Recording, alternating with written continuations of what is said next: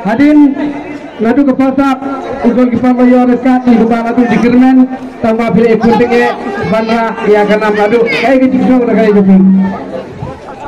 Kami keras ngasuh kan aku play ki sepotong ke dalam meres sport club ke bala kerjaan yangi ngadu pasang ngadu tentang ski bayar tu yang apa yang dikasih. Aku play pipa rock play si jamu.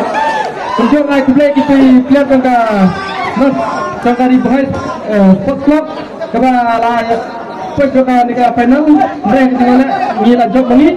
Dengan play kita ini la preston buat lagi ilakan sepuluh. Mereka tak mesti ya kunjungi ngalak berjauh sejauh job terus semua. Terus juga.